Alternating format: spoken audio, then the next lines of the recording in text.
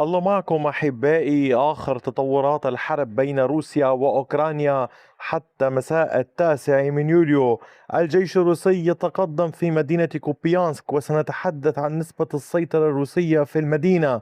أما في اتجاه كوستانتينيفكا فهجوم واسع للوحدات الروسية في محيط المنطقة باتجاه دروشكيفكا، والسيطرة على إحدى البلدات في ذاك الاتجاه.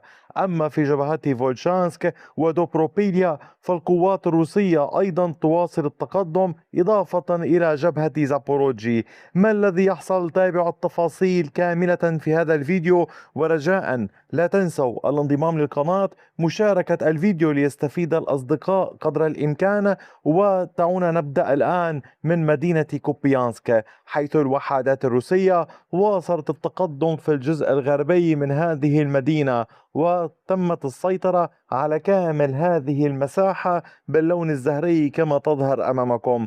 الوحدات الروسية دخلت هذه الشوارع والأحياء الموجودة في هذه الاتجاهات، وواصلت التقدم حتى وصل عمق التقدم إلى كيلومتر وبعرض 340 مترا.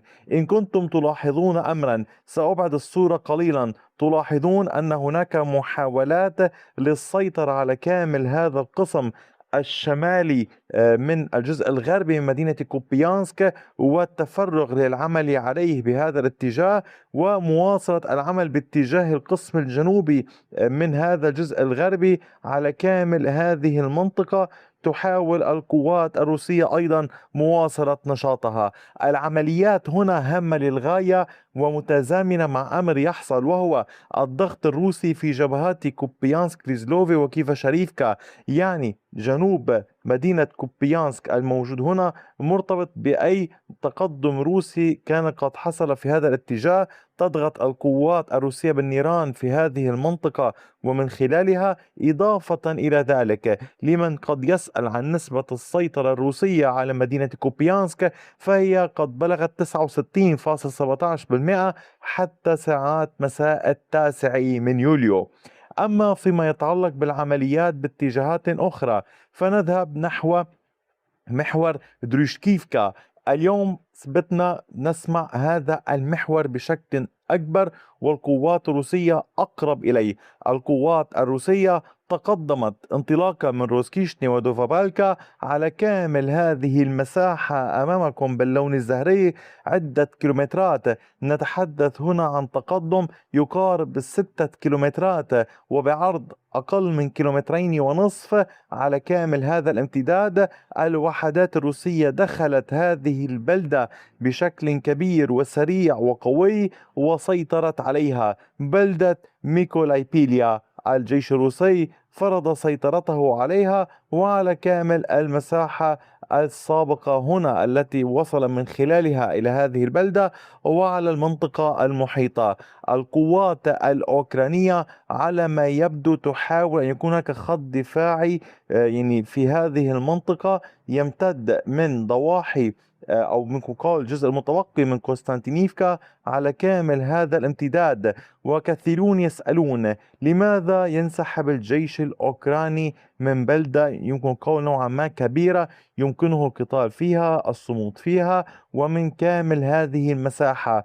يبقى علينا مراقبة هل سينسحب الأوكران من كامل هذه المنطقة ويتموضعون عند هذه التحصينات الموجودة هنا فيتشكل خط دفاعي جديد. هذا ما يجب مراقبته في الفترة القادمة.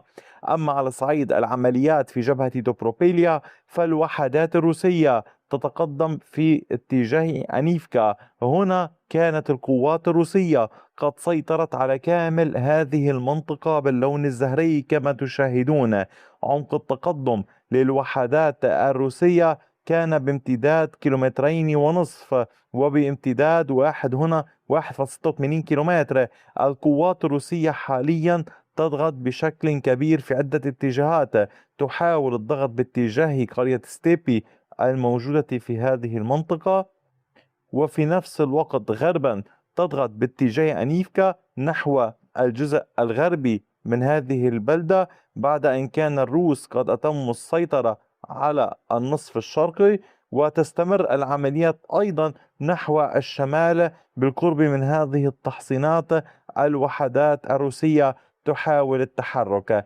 أيضا يبقى علينا مراقبة كيف ستتزامن هذه العمليات مع بعضها البعض.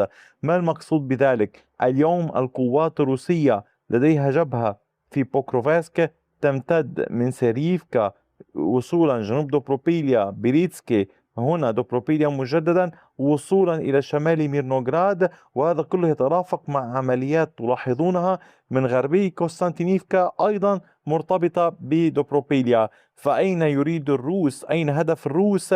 هذا ما يجب متابعته دوما. على صعيد العمليات في اتجاهات أخرى في جبهة زابوروجي، كانت القوات الروسية قد تقدمت في اتجاه أوريخيف. لا يزال لدينا تقدم روسي، تابعوا الفيديو حتى النهاية. هنا الجيش الروسي سيطر على هذه المنطقة باللون الزهري كما تشاهدون أمامكم. عمق التقدم بلغ 1.76 كيلومتر بعرض 860 مترا. العمليات هنا هامة للغاية، ولكنها في نفس الوقت هامة للطرفين. ما المقصود؟ الجيش الأوكراني يولي اهتماما لمنع سقوط مناطق ونوفو دانيليفكا ونوفو أندرييفكا بيد القوات الروسية، ويحاول قدر الإمكان إبقاء الجبهة هنا قائمة مع استمرار الهجمات المضادة في هذه المنطقة. ويعود ذلك إلى محاولة منع الجيش الروسي من السيطرة على القطاع الأوسط في مقاطعة زابوروجي. لذلك هي هامة للغاية، ويريدون منع الجيش الروسي من الاقتراب من خط الإمداد الموجود هنا أو من هذه البلدات الثلاث من الجهة الجنوبية. لذلك هذه المعارك كبيرة وقوية، ودوما ينفذ الجيش الأوكراني أي هجمات مضادة في حال تقدم الجيش الروسي. لذلك هي جبهات تتغير دوما.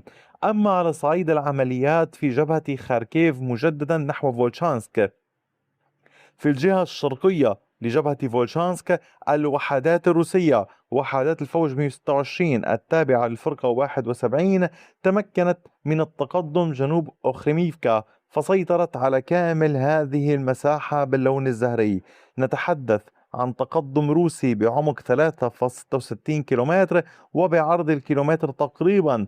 الجيش الروسي تقدم بمحاذاة النهر الموجود هنا على طول هذا الخط. القوات الروسية وكما أشرت لكم عدة مرات لديها جبهة واسعة، جبهة تمتد على عدة محاور باتجاه مدينة خاركيف هنا وباتجاهات الوسط هنا على طول المنطقة الحدودية. تحاول القوات الروسية الالتقاء ببعضها البعض وتشكيل منطقة أمنية بمحاذاة المنطقة الحدودية. فهل ستنجح القوات الروسية بتأمين المنطقة هنا؟ وعلى صعيد أصغر تعمل القوات الروسية على هذا القطاع، على كامل هذا الامتداد، على السيطرة على هذه المناطق كلها، ويبقى أمامهم السيطرة على مجموعة من البلدات الكبيرة والصغيرة الموجودة في هذه المناطق. اليوم التحرك الروسي كان جنوب أوخريميفكا مع استمرار العمليات نحو بيليكولودياز، مع استمرار العمليات على طول النهر هنا. أما فيما يتعلق بالضربات الروسية والأوكرانية فهي مستمرة. أحبائي، هذا كان كل شيء. أدعوكم مجددا لدعم القناة بكافة الوسائل والطرق الممكنة ومشاركة الفيديوهات ليستفيد الأصدقاء. شكرا على وقتكم الثمين، وإلى اللقاء بفيديو آخر.